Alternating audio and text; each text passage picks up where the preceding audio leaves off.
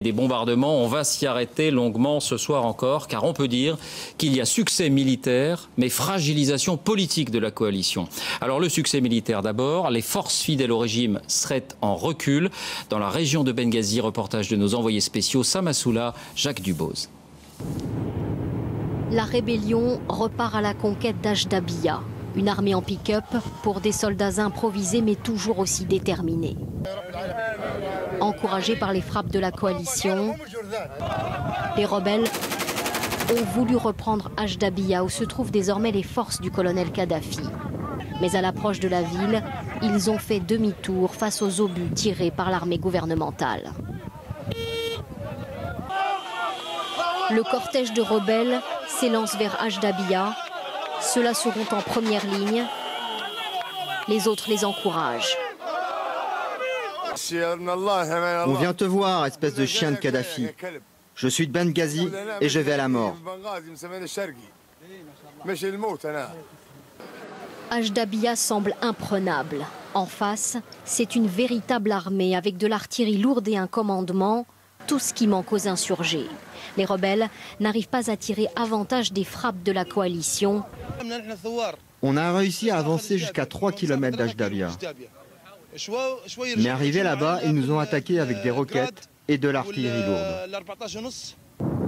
Une fois de plus, une rébellion contrainte à battre en retraite face à une armée du colonel Kadhafi qui a certes reculé, mais qui résiste. Et les rebelles, vaillamment montés au front, font très vite demi-tour. La même débandade depuis 48 heures, le moral des insurgés est au plus bas. Bien sûr qu'on fuit. Ils avancent sans cesse, les hommes de Kadhafi. Ils ne reculent pas. Ils sont très nombreux. Nous voyons revenir le combattant interviewé à l'allée. Il est resté moins de 30 minutes sur le front. Il est blessé par un éclat d'obus. Mon oreille saigne. J'ai reçu les premiers soins, mais je dois aller à l'hôpital. Puis c'est l'arrivée des blessés plus graves, avec ces civils devenus combattants. Chez tous, la panique et la peur de l'enlisement. Malgré les bombardements de la coalition, les forces du colonel Kadhafi restent opérationnelles. La situation bloquée à Ajdabiya montre qu'à elle seule, ces frappes ne suffiront pas à donner la victoire à la rébellion.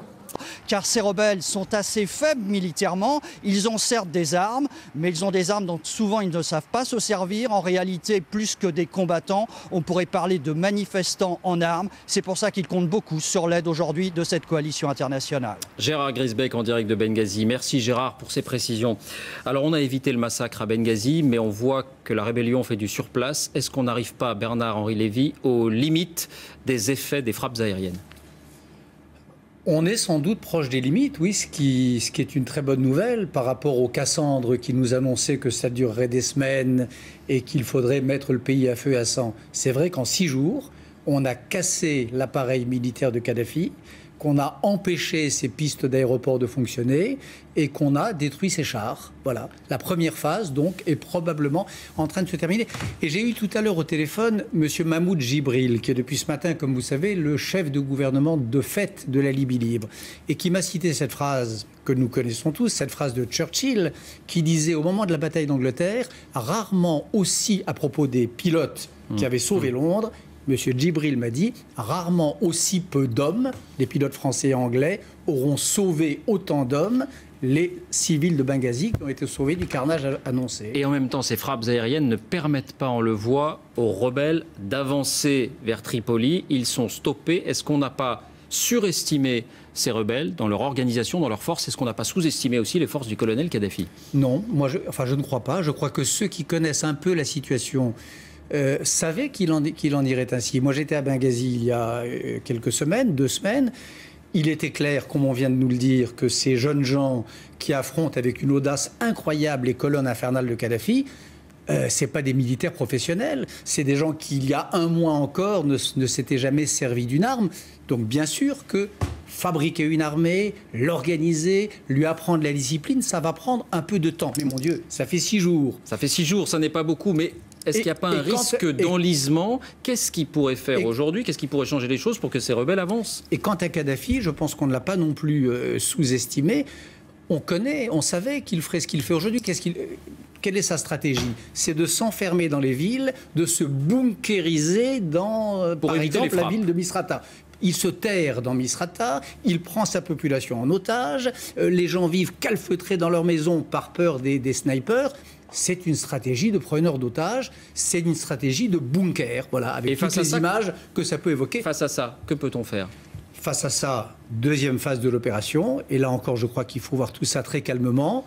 Armer d'abord no-fly zone, ce qui était le but initial. Elle est en place. Elle est en place, c'est-à-dire empêcher les chars de Kadhafi de circuler comme ils le faisaient autrefois d'une ville à l'autre, couper leurs sources de ravitaillement et les liens avec leurs arrières. C'est en cours. C'est en cours, voilà. Ça, c'est la première chose, la no-fly zone. Deuxième chose, armer ces rebelles et leur permettre de gagner cette bataille qu'ils ont lancée et de faire eux-mêmes leur propre révolution. Et puis, attendre... Armer ces rebelles directement. Vous pensez que la France, aujourd'hui, doit envoyer des armes à la rébellion? Mais ce n'est pas la France. La France peut-être, mais aujourd'hui, les Égyptiens envoient des armes à leurs frères. Il y a tout un fantasme en France selon lequel, ou en Occident, selon lequel les populations arabes, l'opinion arabe aurait des réticences par rapport à ce qui se passe en Libye. Ah, c'est vrai qu'on la sent changeante, cette opinion non, arabe. Je ne crois pas. Je crois que les dirigeants, peut-être tel ou tel dirigeant égyptien a peut-être des états d'âme, parce qu'en effet, cette vague démocratique fait peur aux caciques des régimes installés. Mais je peux vous dire, je crois que l'opinion égyptienne, les gens qui occupent aujourd'hui encore la place Tahrir, les blogueurs tunisiens et les jeunes qui ont renversé Ben Ali, ils soutiennent de tout leur cœur ce mouvement libyen et donc cette opération militaire. Dernière chose, Bernard-Henri Lévy. Que faut-il pour que l'opération prenne fin? En d'autres termes, est-ce que le réel objectif, c'est la chute du colonel Kadhafi? Est-ce qu'on peut partir avant qu'il soit parti lui-même ou qu'il soit éliminé? Ce serait un échec cuisant. Et ce serait, alors je crois, pour tous ceux dans le monde arabe qui ont cru à ce printemps et à ce mouvement démocratique, ça laisserait un goût d'amertume épouvantable. Parce que laisser Kadhafi, négocier avec lui, le laisser se replier à Tripoli, remballer ses arsenaux et attendre la première occasion de semer le carnage et, comme il l'a dit, de se venger des insurgés, ce serait une épouvantable forfaiture. Donc je crois que la seule négociation avec Kadhafi, c'est la négociation qui conduirait à son départ. Voilà. Il faut qu'il quitte. Sa chute. Comme disaient les Tunisiens, comme disaient les Égyptiens, Kadhafi dégage. C'est la seule négociation possible. C'est bien l'objectif de cette opération, même si c'est un objectif inavoué. Merci Bernard-Henri Lévy. Oui, mais c'est l'esprit de la résolution. C'est l'esprit de la résolution et de la demande de la Ligue arabe, dont je vous rappelle qu'elle est à l'origine de toute cette affaire. Merci Bernard-Henri Lévy d'avoir accepté notre invitation. Ajdabiya, ville stratégique, vient de tomber aux mains des rebelles.